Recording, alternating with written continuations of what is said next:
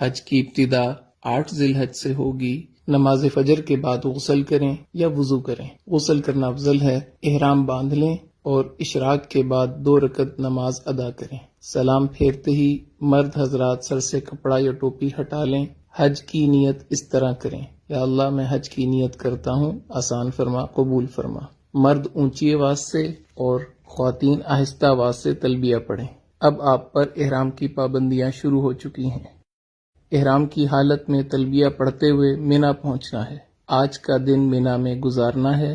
ظہر، عصر، مغرب اور عشاء کی نمازیں مینا میں ادا کریں۔ ذکر، اذکار اور دعا کی کثرت سے اپنا وقت قیمتی بنائیں۔ لوگوں کے ساتھ خوش اخلاقی کے ساتھ رہیں، خدمت کے ساتھ وقت گزاریں، کثرت سے تلبیہ پڑھیں، دعاؤں کا خوب اہتمام کریں، قرآن پاک کی تلاوت کریں، رات مینا میں قیام کریں۔ حج کا دوسرا دن 9 ذی الحج، آپ صبح اشراق کے بعد عرفات کی طرف سفر شروع کریں گے۔ عرفات میں پہنچ کر زوال کے بعد ظہر اور عصر کی نماز اگر امام کے ساتھ مسجد نمرہ میں پڑھی تو اکٹھی ادا کریں گے۔ اگر اپنے خیموں میں ہیں تو ظہر اپنے وقت میں، عصر اپنے وقت میں ادا کریں گے، اور درمیان میں آپ نے زوال کے بعد نماز کی ادائیگی کے بعد دعا مانگنی ہے۔ یہ ہے وقوف عرفہ، حج کا دوسرا فرض۔ 9 ذی الحج کو یہی عمل ہوگا۔ مغرب تک عرفات میں قیام کریں۔ مغرب کے بعد، مغرب سے پہلے نہیں آنا، مغرب کے بعد آپ مزدلفہ کی طرف آ جائیں گے۔ مزدلفہ میں عشاء کے وقت مغرب اور عشاء کی نماز ایک اذان اور ایک اقامت کے ساتھ ادا کرنی ہے۔ اس کے بعد آپ 70 کنکریاں اکٹھی کر کے اپنے پاس رکھیں۔ اب آپ نے رات وہاں قیام کرنا ہے۔ 10 ذی الحج، حج کا تیسرا دن، اور آپ اس وقت مزدلفہ کے میدان میں ہیں۔ فجر کی نماز ادا کرنے کے بعد وقوف مزدلفہ یعنی مزدلفہ کے میدان میں کھڑے ہو کے دعا مانگنا، یہ حج کا پہلا واجب ہے۔ اس کے بعد آپ جب سورج تھوڑا طلوع ہو جائے تو رمی کے لیے مینا کی طرف چلیں گے۔ یاد رکھ لیں 10 ذی الحج آج آپ نے 5 واجب پورے کرنے ہیں، ایک فرض کی آخری ادائیگی کرنی ہے۔ پہلا واجب وقوف مزدلفہ ادا ہو گیا۔ دوسرے واجب کی طرف آپ جا رہے ہیں، شیطان کو پتھر مارنے۔ مینا میں آج صرف بڑے جمرہ کو 7 کنکریاں مارنی ہیں۔ اس کے بعد آپ قربانی کا جانور ذبح کریں، یہ تیسرا واجب پورا ہو گیا۔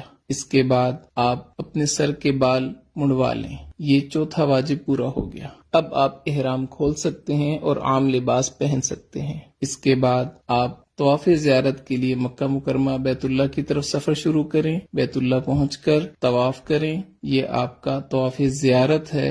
حج کا تیسرا فرض، حج کے تینوں فرض مکمل ہو گئے۔ اس کے بعد آپ نے سعی کرنی ہے، سعی حج کا 5واں واجب، یہ بھی پورا ہو گیا۔ اب آپ واپس رات کو مینا میں آ جائیں، مکہ مکرمہ میں قیام نہ کریں۔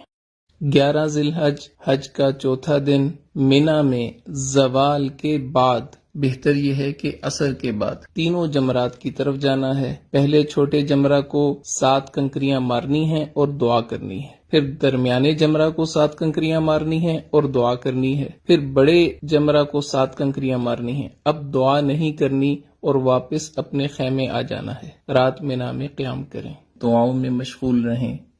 حج کا 5واں دن، 12 ذی الحج، مینا میں زوال کے بعد تینوں جمرات کی طرف جانا ہے۔ پہلے چھوٹے جمرہ کو 7 کنکریاں مارنی ہیں اور دعا کرنی ہے، پھر درمیانے جمرہ کو 7 کنکریاں مارنی ہیں اور دعا کرنی ہے، پھر بڑے جمرہ کو 7 کنکریاں مارنی ہیں اور دعا نہیں کرنی۔ اب آپ کے پاس اختیار ہے، اگر آپ رات مینا میں قیام کرنا چاہیں تو 13 کی رمی آپ کے ذمہ ہوگی۔ اگر آپ رات قیام نہیں کرتے، آپ واپس مکہ مکرمہ اپنی بلڈنگ میں آ سکتے ہیں۔ بہتر یہ ہے کہ اپنے خیمے میں آئیں اور 13 ذی الحج کی رمی زوال کے بعد تینوں جمرات کو پتھر مارنے کے بعد مکہ مکرمہ واپس آ جائیں۔ اب صرف ایک واجب رہ گیا، طواف وداع۔ وداع یعنی رخصت ہونے والا طواف، یہ حج کا 6واں واجب ہے۔ آپ کے سارے مناسک پورے ہو گئے، 3 فرض آپ نے پورے کیے، 6 واجب آپ نے پورے کیے، آپ کا حج مکمل ہو گیا۔